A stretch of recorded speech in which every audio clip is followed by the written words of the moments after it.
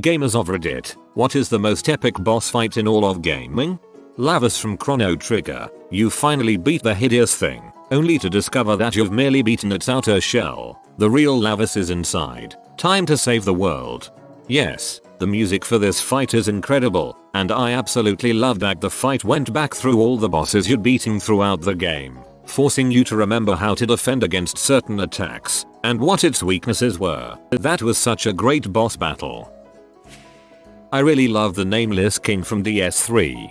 DS3's final boss of the main game is great as well. Gigas in Earthbound. He's the living embodiment of evil and his mind is slowly disintegrating while you're fighting him. At one point the game actually starts talking directly to you and not your character. Heavy crap for the target demo of that game. That's some Eternal Darkness level fuckery right there. So powerful that you can't even beat it by yourself. You have to pray for the help of the people you've met throughout your journeys. Amazing game. Psycho Mantis from MGS1. As a 10-year-old kid, him using the rumble to move your controller was the coolest thing ever. That boss battle was innovative in so many ways. My brother and I actually defeated him without changing controller ports. It took every last bit of health, but we managed to hit him one last time before an untimely death. When we found out you could cheap him out, we were pretty sad at the loss of all our rations. Gwyn, Lord of Cinder, from Dark Souls. Haunting soundtrack made that fight for me and really tested all the skills you had to acquire to reach him. For me, Halo 2, the scarab thing that stomps all over the city that you have to chase down and get a sword. Epic to me anyway. Dear humanity, we regret being alien bastards, we regret coming to Earth, and we most definitely regret that the core just blew up our raggedy ass fleet. I remember that scene being so epic, with all the pelicans coming in hot, jeeps hauling ass, snipers on the rooftops. Good times. The end in Metal Gear Solid 3.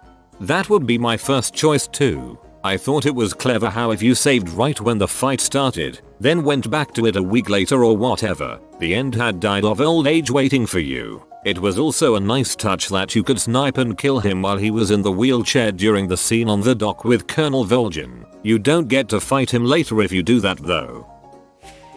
The flagship from FTL. That's the one. Killed the whole crew only for the ship to go eye on me. Absolute panic.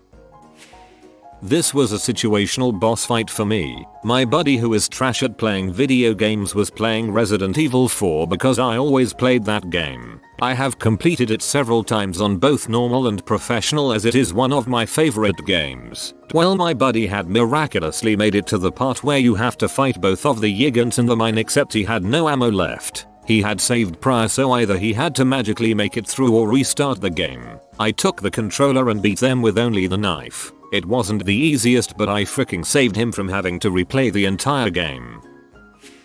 Xemnas in Kingdom Hearts 2. I remember that boss battle being pretty intense when I was young. Yep, Jesus Christ, you fight a dragon building airplane castle, and that's before you reach the real boss, which is 3 more stages. Zombie Nazi Princess Kenny Stick of Truth. King K. Rule at the end of each Donkey Kong Country game. Holy cow, that was the ultimate test for kid me. The music was so incredibly epic. The boss fight in the second was much harder but so rewarding when you beat him. Jetstream Sam and Senator Armstrong in Metal Gear Rising. Also the boss in Metal Gear Solid 3. The Sisters of Fate in God of War 2, especially the part where you fight on top of the giant sword that you used in the first game to kill Raz. Cleric Beast and Gascoigne from Bloodborne. Those 2 starting bosses stand out the most to me. Cleric Beast was when you knew the game meant business. Gascoigne introduced you to the magic that was hunter fights. Wonderful start to a wonderful game. Poseidon, God of War 3. Any God of War boss fight really. A lot of the ones that come to mind for me are from FFX, Unleska, the Omega Weapon, and the various Seymour fights in particular.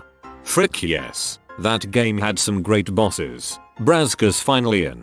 That fight was the crap, and that fricking music, such a great game. Shadow Queen, Paper Mario, TTYD, hands down, the Phase 2 music really sealed it for me.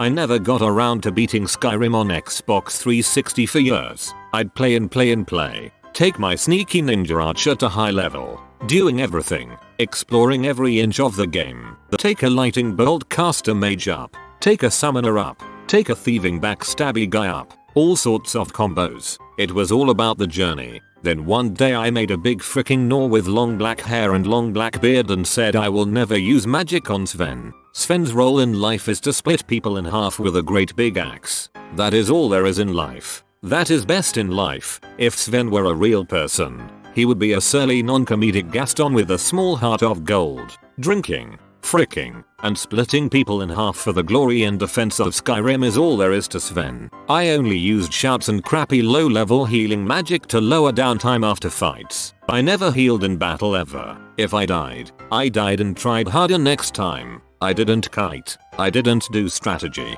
I ran at the bad guy and hit it till it was dead. I didn't craft. I didn't do crap but run at things and cleave them. I didn't sneak. Ever. When I met the Assassin's Guild on him, my solution was to cleave them all. Frick everyone. This is my axe. It was the most fun I ever had in Skyrim. Turn off brain. Charge. Hack. One Saturday night, I realized that I had half a bottle of Jack Daniels left about a year or so ago. Our kid was out early from a long day, and I jokingly said to my wife, I want to get drunk and beat Skyrim at last. She said, go for it. I got him if he wakes up and you can sleep in. I began drinking. I began cleaving. I journeyed drunkenly to the halls of my fathers and Sovngarde and drank from their table and fricked up everything in my path. By the time I reached the afterlife, I was rip-roaring drunk. To her amusement, I barely drank since that night. The final battle isn't particularly hard against Anduin, but it's one of the most satisfying I've ever done.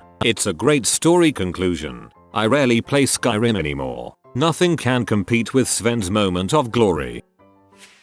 The last Witcher 3 DLC fight against that vampire. That crap gave me goosebumps.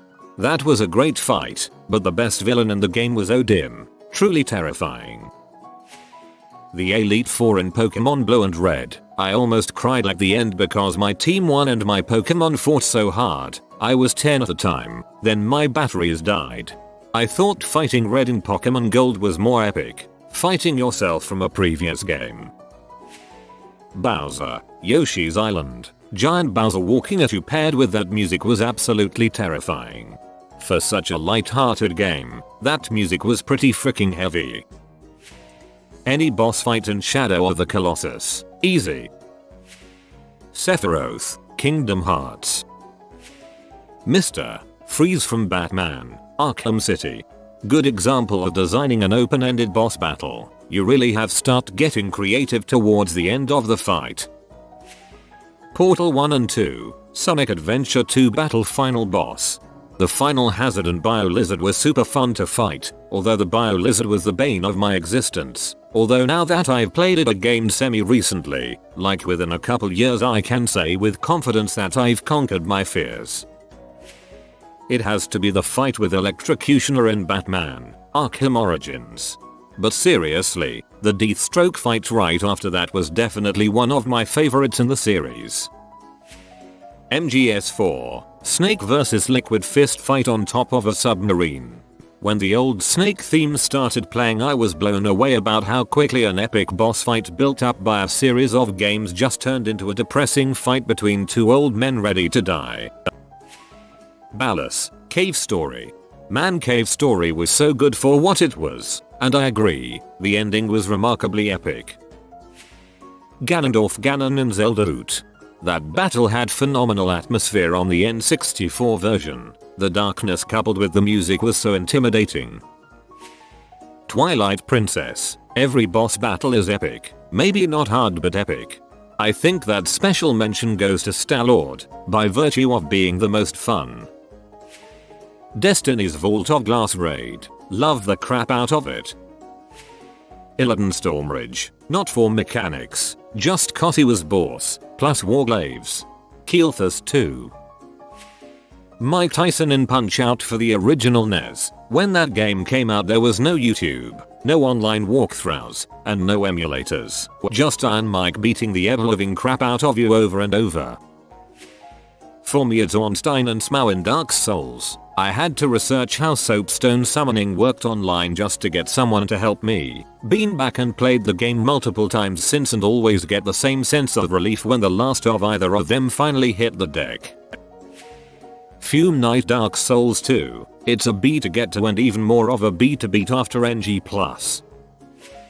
Ludwig the Accursed Ludwig, the Holy Blade from Bloodborne easily takes the top spot here. He perfectly encapsulates the gruesome, gory, violent and brutal feeling meant to be conveyed by the game. After killing him you feel like a true hunter and slayer of beasts, not to mention the lore significance attributed to him and the nostalgia for Dark Souls fans. Considering how intimidating and vile some of the beasts in this game already are, the fact that this boss takes it to another level is really impressive and makes him easily a top tier boss in Soulsborne.